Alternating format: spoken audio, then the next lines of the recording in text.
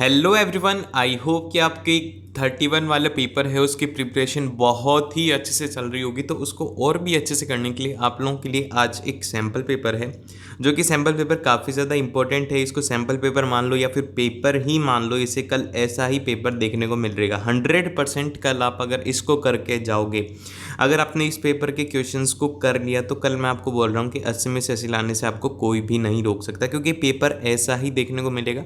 तो ध्यान से सुनना, इसके अंदर जो भी क्वेश्चंस हैं वो सारे के सारे पहले आ चुके हैं, पहले आए हैं, वैसे ही क्वेश्चंस हैं। तो इसको ध्यान से देखना। और ये पेपर आपको मिल जाएगा टेलीग्राम चैनल के ऊपर, तो टेलीग्राम चैनल को ज्वाइन कर लेना। अभी देखिए, इसके अंदर सेक्शन ए है। सेक्शन ए रीडिंग वाला रहेगा। इसके अंदर आपको 2 पैसेज देखने को मिलेंगे, तो दोनों पैसेज में से दोनों को सॉल्व करना है। सबसे पहले इस पैसेज को पढ़ो और इसका आंसर देखो। इसको पहले इसको पढ़िए और फिर उसके बाद में इसके आंसर दीजिए। तो फिर अभी यहाँ पर सबसे पहला जो क्वेश्चन है, पहले क्वेश्चन का आंसर दे दीजिए। देखते हैं कि कितने बच्चों ने पढ़ा है। तो इसका आंसर मुझे कमेंट बॉक्स में कमेंट कीजिए कि फर्स्ट वाले का आंसर क्या है। तो जिस किसी ने भी फर्स्ट वाले का आंसर कालू किया है, कालू इसका एकदम से करेक्ट ऑप्शन है, तो कालू सही आंसर है। इसी तरीके से 1 वर्ड्स के सारे हैं, तो इन सभी क्वेश्चन को आपको ध्यान से करना है। आंसर बता देता हूँ कि यहाँ पर इसका आंसर जो रहेगा वो रहेगा इसका बॉय आंसर रहेगा इस वाले का। और फिर उसके बाद में बात करें इसके नेक्स्ट वाले की, how did the peoples look at him. तो यहाँ पर कैसे देखते थे, वो देखते थे ग्रीडी लुक देखते, ग्रीडी से देखते थे उसको कि उसके जो दांत हैं उसको बेच करके वो पैसा कमा लेंगे, तो ग्रीडी लुक था। और फिर उसके बाद में हाउ मच द स्टॉक, मतलब कि whose stomach egg for 10 days. तो यहाँ पर जो स्टोमक एग हुआ था वो हुआ था क्रोकोडाइल का, तो क्रोकोडाइल इसका करेक्ट आंसर है। और फिर उसके बाद यहाँ पर 5th वाले क्वेश्चन की बात करिएगा कि how did the boys react saying the bear in the pen. तो फिर यहाँ पर इसका जो करेक्ट आंसर रहेगा कि यहाँ पर the boys clapped their hands and laughed. तो उसके ऊपर हंसे थे और उन्होंने तालियां भी बजाई थी। और इसी तरीके से अब ये पैसेज नंबर 2 है। वीडियो को पॉज कीजिए, इसको पढ़िए और फिर इसके आंसर्स को सॉल्व कीजिए। खुद से सॉल्व करेंगे तो ही मजा आएगा। अदरवाइज अगर आप ऐसी 100 वीडियोस या फिर 1000 वीडियोस भी देख लेंगे तो आपको कोई भी फ़ायदा नहीं मिलेगा इन सभी वीडियो से। इन वीडियो से जब भी फ़ायदा मिलता है जब आप खुद से सॉल्व करते हैं, खुद से करने की प्रैक्टिस करते हैं, जब भी आप, क्योंकि कल पेपर देने के लिए जब आप जाएंगे तो आपके साथ में मैं नहीं आऊँगा, कोई भी नहीं रहेगा, आपको खुद को पेपर सॉल्व करना है। तो ये बात ध्यान में रख के आपको इसको सॉल्व करना है। तो अभी यहाँ पर एक क्वेश्चन है, क्वेश्चन नंबर 11 है। ये एप्लीकेशन वाला है। जो आप शुरू से एप्लीकेशन लिखते हुए आए हो वही फॉर्मेट रहेगा। अब जैसे कि इसके अंदर बात करें तो इसके अंदर बोला गया कि यू आर रश्मि और राजेश, जो कि आप क्लास 10th में स्टडी कर रहे हैं। अब यहाँ पर बोला गया कि कौन सी स्कूल है आपकी, है गवर्नमेंट स्कूल कोटा। तो government senior secondary school Kota की है। तो अब आपको इसमें क्या करना होगा, इसके अंदर आपको एक एप्लीकेशन लिखनी है प्रिंसिपल सर को, कि उसमें आपको बोलना है कि आपको छुट्टी चाहिए 2 दिन के लिए क्योंकि आप बीमार हैं। तो इसके अंदर सिंपल सा सबसे पहले रहेगा टू द प्रिंसिपल, फिर उसके बाद में government senior secondary school Kota, then फिर उसके बाद में आपको ऐसे इसका फॉर्मेट रहेगा। फिर सब्जेक्ट में ये रहेगा कि leave for 2 days due to sickness, ठीक है। फिर उसके बाद में यहाँ पर स्टार्टिंग लाइन रहेगी, respected sir, I am the student of class 10th of your school and I am not able to attend the school for the next 2 days because I am sick। और फिर उसके बाद में suffering from fevers। और फिर उसके बाद में आपको सिंपल सा बोलना है कि sir please grant me leave for 2 days, ठीक है। इतनी सी लिखनी है। और उसके बाद में योर्स ओबीडेंटली, थैंकिंग यू, फिर उसके बाद में योर्स ओबीडेंटली, फिर आपका नाम जो कि यहाँ पर राजेश है। फिर उसके बाद में क्लास 10th और फिर उसके बाद में रोल नंबर। रोल नंबर में वो लिखिएगा 1 2 3, अपने रोल नंबर मत लिख देना। इसी तरीके से ये है, इसके अंदर आपको एप्लीकेशन लिखनी है जिसके अंदर कि आपको ट्रांसफ़र सर्टिफिकेट है। तो उसका जो पहले वाली का था उसका सब्जेक्ट चेंज करके क्या लिख देना है, फर्स्ट वाली का जो सब्जेक्ट था वो सब्जेक्ट था कि यहाँ पर आप लोगों को वो चाहिए थी छुट्टी, और इसके अंदर क्या चाहिए, ट्रांसफ़र सर्टिफिकेट चाहिए। तो यहाँ पर इसके अंदर बोल देना है कि मेरे फादर का ट्रांसफ़र हो गया, XYZ जो भी रीज़न हो। और फिर उसके बाद आपको यहाँ पर करवानी है ट्रांसफ़र सर्टिफिकेट की। और फिर उसके बाद में नेक्स्ट जो क्वेश्चन है वो है कि आपको एक शॉर्ट पैराग्राफ है लिखना है, जो कि यहाँ पर दिया हुआ है, ए विजिट टू ए जू। तो अब देखिए, जू के अंदर आप जाएंगे तो क्या देखेंगे, आप पक्षियों को देखेंगे, उनको एनिमल्स को देखेंगे। तो वही सब बातें इसमें लिखनी है।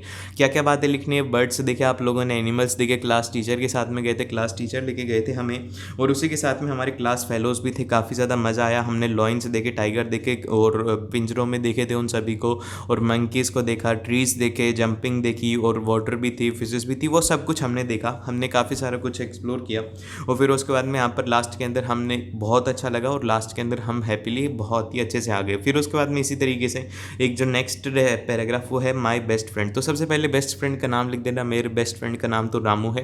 और फिर उसके बाद में एक बेस्ट फ्रेंड है जिसको कि जो कि आपका बेस्ट फ्रेंड है। और फिर उसके बाद में तो फिर उसके बाद में आप अपने बेस्ट फ्रेंड के साथ में लिख सकते हैं कि वो मेरी क्लास में ही है और वो बहुत ही ज़्यादा अच्छा है, अगर उसको कोई भी कुछ भी काम कहता है सारी काम करता है, ओबीडियंट है, टीचर की हर बात मानता है, रेगुलर रहता है क्लास में और डिसिप्लिन्ड है, एकदम से पंक्चुअल है टाइम का, और फिर उसी के साथ में इंटेलिजेंट भी है और कोई भी एक गेम खेलता है। तो ये सब बातें आपको इंक्लूड करनी होगी।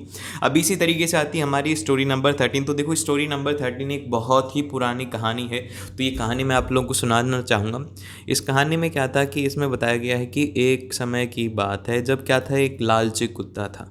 ये लालची कुत्ते और ब्रेड वाली कहानी है, तो वही फिर से आप लोगों को लिखनी होगी। इसमें क्या था कि लालची कुत्ता था, एक दिन उसे एक ब्रेड का टुकड़ा मिला जब वो काफ़ी ज़्यादा भूखा था। फिर उसके बाद जब वो रिवर क्रॉस कर रहा था ब्रिज पर से, तो उसने देखा कि नीचे एक कुत्ता है, उसके पास में भी एक ब्रेड का टुकड़ा है, क्योंकि परछाई थी तो परछाई में तो ये दिखता है कि भैया वो हमारे जैसा ही और उसके पास में ब्रेड का टुकड़ा है। तो इसने सोचा कि मैं उससे अपनी ताकत दिखा के उससे वो ले लूँगा और उसको भगा दूंगा। तो मतलब एक तरीके से इसको लालच आ गया, इसके पास में जो था उसने खाया नहीं और इसने सोचा कि मैं डबल खाऊंगा। तो इसने उस लालच के चक्करों में क्या करा, उसने कहा कि उसको मैं डराता हूँ। पहले उसने काफ़ी ज़्यादा उसको दिखाया और फिर उसके बाद में उसको काफ़ी ज़्यादा डराया कि फेक गुस्सा दिखा करके, और फिर उसके बाद में उसने सोचा कि ज़ोर से भौंक देता हूँ। तो उसने जैसे ही ज़ोर से भौंका उसके मुंह से ब्रेड का टुकड़ा गिर गया। तो यहाँ पर सिंपल सा मोरल आपको लिखना होगा कि इसका टाइटल लिखना होगा। तो टाइटल तो इसका ये है ए ग्रीडी डॉग, और मोरल इसके अंदर ये है कि greedy is an the not, मतलब कि greedy is a bad thing. ठीक है, जो भी आपको मोरल लगे वो इसमें लिख दीजिएगा। इसी तरीके से ये सेकंड वाला है। सेकंड वाले के अंदर क्या होता है कि बहुत ही समय पहले की बात है जब एक टोपी बेचने वाला गांव-गांव घूमता था टोपी बेचने के लिए। एक दिन दोपहर में काफ़ी ज़्यादा थक गया, तो वो क्या करा, उसने एक पेड़ के नीचे जा कर के वो बैठ गया। अब जब वो पेड़ के नीचे जा कर के बैठ गया तो उसने ये सोचा कि अब मैं क्या करूं, मतलब नहीं, मतलब सोचा क्या, वो सो गया। सोने के बाद में वहाँ पर आए बंदर। बंदरों ने क्या करा कि उसकी जो टोपी थी उसको लेकर के ऊपर चले गए, सारे के सारे बंदर उसकी टोपी लेकर के भाग गए। अब वो जैसे खड़ा हुआ तो उसने देखा भाई बंदर की टोपी लेके भाग गए। उसको एक बात याद थी कि जो बंदर होते हैं वो नकलची बंदर होते हैं, तो जैसे आप अगर थप्पड़ मारेंगे तो वो भी खुद को थप्पड़ मारते हैं। तो उसने क्या करा, सबसे पहले टोपी को अपने सर पर लगाया, सभी ने टोपी को सिर पर लगा लिया। ठीक है, अब उसके बाद में उसने टोपी को राइट हैंड में लिया, तो उसने सभी ने राइट में ले लिया, लेफ्ट में लिया तो लेफ्ट में ले लिया, फिर उसने नीचे फेंक दिया तो सभी ने नीचे फेंक दिया। तो यही होता है यहाँ पर। इसी तरीके से यही स्टोरी थी कि उसको उसकी कैप्स मिल गई और फिर वो घर पे चला गया। तो इस तरीके से आपको लिखना है। और यहाँ पर आप देखिए क्वेश्चन नंबर 14 है। क्वेश्चन नंबर 14 बहुत ही आसान क्वेश्चन है, अपोजिट वर्ड आने वाले हैं, 3 नंबर के आएंगे, तो ये सारे के सारे हो जाने चाहिए, बहुत ही आसान आने वाले हैं। तो देखिए पहले वाले का मेरे को अपोजिट वर्ड बताओ, सेकंड वाले का अपोजिट वर्ड बताओ, बहुत ही आसान रहते हैं। जैसे कि अगर बात करें पहले के अपोजिट वर्ड की, तो पहले है फॉल्स, तो फॉल्स का अपोजिट क्या होगा, वो होगा ट्रू। और नाइट का क्या होगा, वो होगा डे। बैड का क्या होगा, गुड। रिच का क्या होगा, पुअर। अनफिट का क्या रहेगा, फिट। और स्वीट का क्या रहेगा, वो रहेगा सॉर। अब इसी तरीके से यहाँ पर इनके अपोजिट जेंडर की अगर बात करें तो मैन का क्या हो जाएगा, वो हो जाएगा वुमेन। और फादर का मदर, डॉटर का सन, इनका लॉइनेस। और ग्रूम का बताना भाई, ग्रूम का क्या रहता है कमेंट बॉक्स के अंदर, ग्रूम का क्या रहने वाला है। तो ग्रूम का जो रहता है वो रहता है ब्राइड, और बहन का रहता है वो रहता है कॉक। क्या रहता है भाई, कॉक रहता है। और फिर उसके बाद यहाँ पर कुछ ये वाला क्वेश्चन थोड़ा गलत है, ये क्वेश्चन नंबर 16 को छोड़ देना, क्वेश्चन नंबर 17 है। क्वेश्चन नंबर 17 के आंसर बता देता हूँ। अब देखो ए एन डी होते हैं, ए वाले जो काम में लिए जाते हैं वो होते हैं कॉन्सोनेंट। अब देखिए कॉन्सोनेंट कहाँ पर काम में लिए जाते हैं, मतलब कि कॉन्सोनेंट के इसमें ये मीनिंग रहता है कि वर्ड्स जिससे स्टार्ट होता है, जैसे कि पहला लेटर क्या है, जैसे कि ए है तो यहाँ पर क्या लगेगा, वो लगेगा एन। एन क्यों लगेगा, क्योंकि वोवल्स के लिए जब कभी भी वोवल्स वो होते हैं ए ई आई ओ यू वोवल्स रहते हैं, ये तीनों 5 वोवल्स रहते हैं।